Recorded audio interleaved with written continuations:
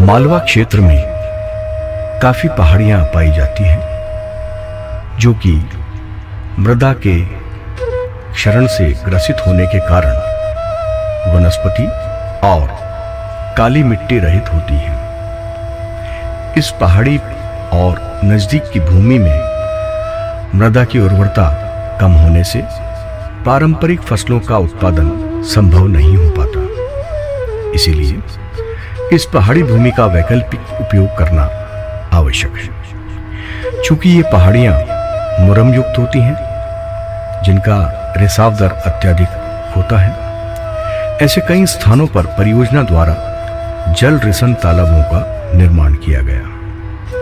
पहाड़ी से तेज गति से आने वाले जल अफवाह को नियंत्रित कर उसका उपयोग भूजल भरण के लिए किया गया।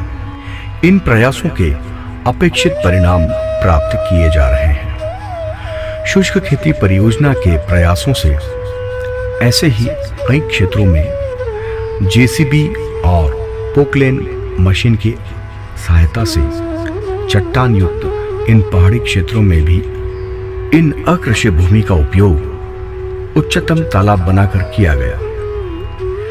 इस खोदी गई मिट्टी से तालाबों की पाल का निर्माण किया गया। इन तालाबों की विशेषता यह रहती है कि इसका ज्यादातर हिस्सा भू सतह के ऊपर रहता है और मात्र 2 या 3 मीटर भू सतह के नीचे रहता है। इन तालाबों को 500 माइक्रोन की HDPE शीट से आच्छादित किया गया। वर्षा काल के दौरान उपलब्ध सतही जल या भूजल से इन तालाबों को पंप द्वारा भर लिया जाता है और इस संग्रहित जल का उपयोग मुख्यतः रबी फसलों के दौरान किया जाता है। ये तालाब काफी बड़े होते हैं जिसमें 10,000 घन मीटर से अधिक जल संग्रहित किया जा सकता है। इस संग्रहित जल से विभिन्न प्रकार की फसलें जिसमें सोयाबीन, गेहूं, चना, आलू, प्याज, गोभी, हल्दी, अरहर, लहसुन और फलदार वृक्ष को भी साइफन का उपयोग कर उगाया जा रहा है। इस प्रकार हम देखते हैं कि भूमि के बेकार पड़े हिस्से का भी वैकल्पिक उपयोग कर उसे जल संग्रहण करने योग्य बनाया गया है, जिसके उपयोग से भरपूर लाभ प्राप्त किया जा सकता है।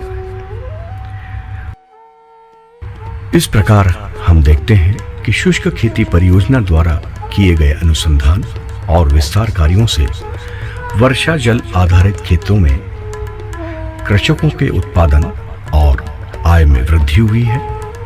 जिन कृषकों के खेतों में परियोजना के वैज्ञानिकों ने कार्य किए हैं वे सभी लाभान्वित हुए। साथ ही आसपास के गांवों में भी परियोजना की अनुशंसाओं और नई तकनीकी पद्धतियों का अनुसरण करने की प्रेरणा भी मिली है।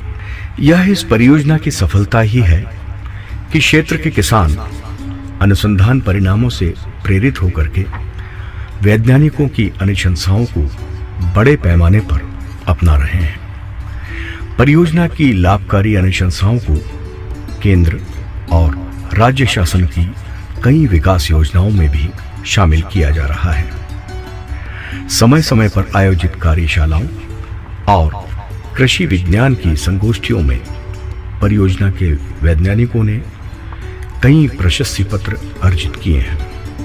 ये सभी सुखद अनुभव कृषकों और वैज्ञानिकों के समन्वय का ही परिणाम है। इस अवधारणा को बल मिला है, रहीमन पानी राखिए, बिन पानी सब सून, पानी गए ना उबरे, मोती मानस चून।